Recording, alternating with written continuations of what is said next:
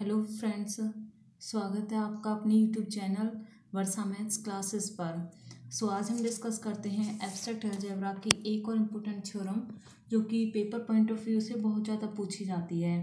That is if H is a Sylow P subgroup of G then proof that X inverse HX is also a Sylow P subgroup of G for all X belongs to G। तो इसका proof कर लेते हैं। हमें दिखाना है कि x inverse H x है जो वो भी एक साइलो पी सब ग्रुप हो जाए। उसके लिए हमें दो कंडीशंस शो करनी होंगी। एक तो हम दिखा देंगे कि एक्स इनवर्स एच एक्स है, पहले उसको सब ग्रुप शो कर देंगे कि एक्स इनवर्स एच एक्स है वो सब ग्रुप हो जाए। And second condition what we have to show, we will show that order of X inverse H X will be equals to order of H. Then ये दोनों equal हो जाएंगे और फिर ये साइलो पी सब ग्रुप है तो ये भी साइलो पी सब ग्रुप हो जाएगा।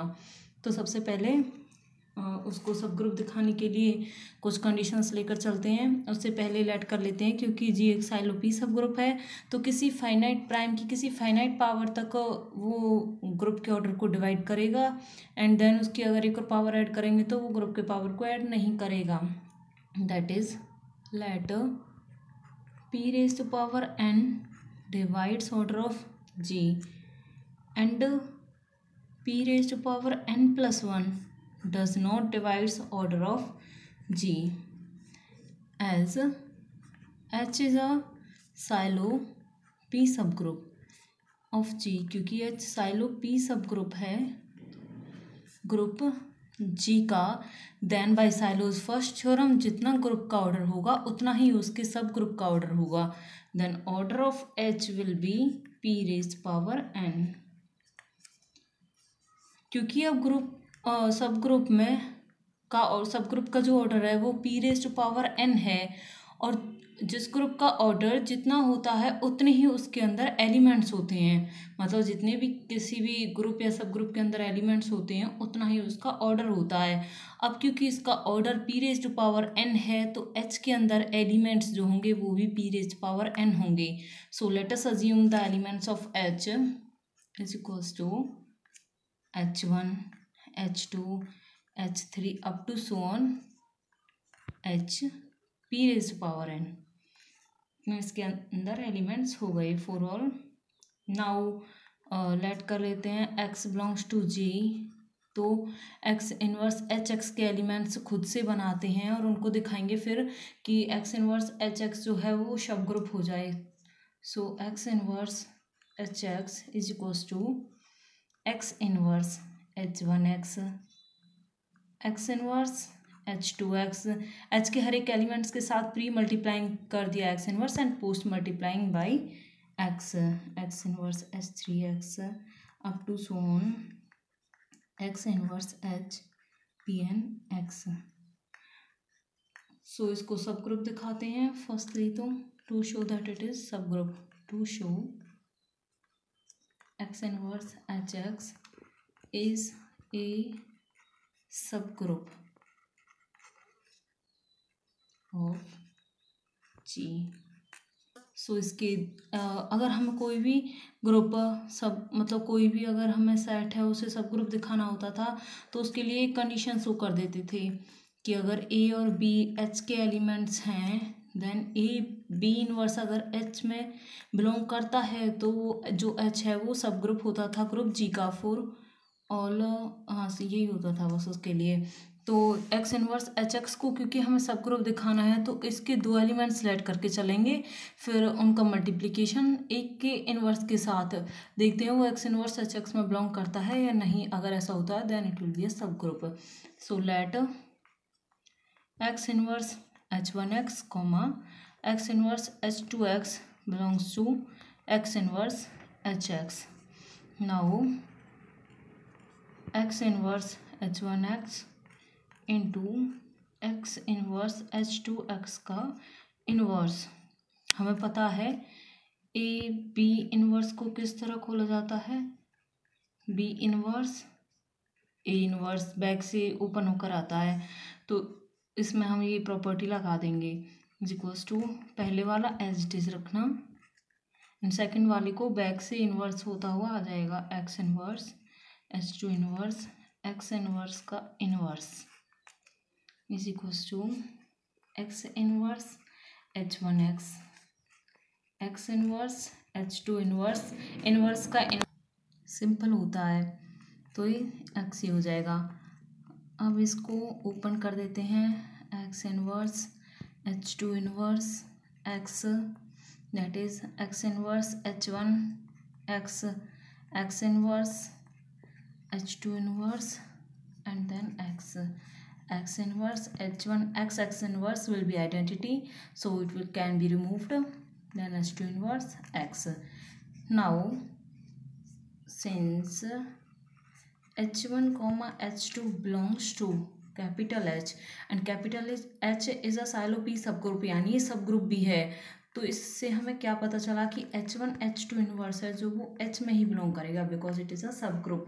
तो ये वाली प्रॉपर्टी इसमें ऑब्वे हो रही है, इसलिए जो ये एलिमेंट है x inverse H1 H2 inverse x, ये एलिमेंट पूरा x inverse capital H x का ही हो जाएगा, that is x inverse H1 x, x inverse H2 x inverse belongs to x inverse Hx, hence x inverse Hx is a subgroup of G।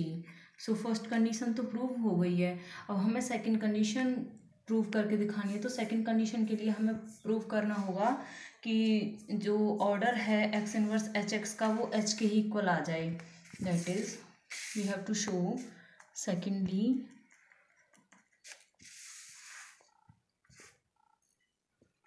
we have to show that order of x inverse h x equals to order of h।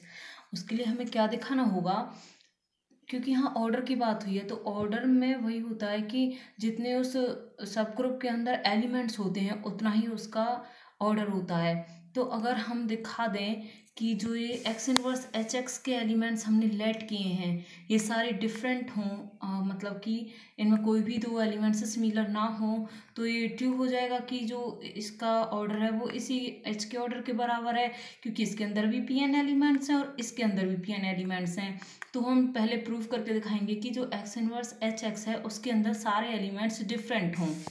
We have to show, इसके लिए हमें बस यही दिखा देंगे कि सारे elements different हों। For this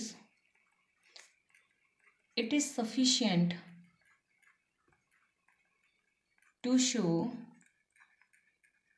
that all the elements of x inverse hx are different। तो कॉन्ट्राडिक्शन लेट कर लेते हैं कि वो डिफरेंट नहीं है, कोई भी दो एलिमेंट्स हमने लिए हैं वो सिमिलर हैं। सो लेट इफ पॉसिबल, अगर ऐसा हो सकता है तो लेट कर लेते हैं that x inverse H1 x equals to x inverse H2 x for all H1 is not equals to H2, क्योंकि H के तो सारे एलिमेंट्स ही डिफरेंट हैं, तो H1 है वो H2 के इक्वल नहीं आ सकता, उसके अंदर सारे एलिमेंट्स डिफरेंट हैं, उसका ऑर्डर जो है वो Pn ही रहेगा। सो pre multiplying both sides by x, pre multiplying both sides by x and post multiplying both sides by x inverse, post multiplying both sides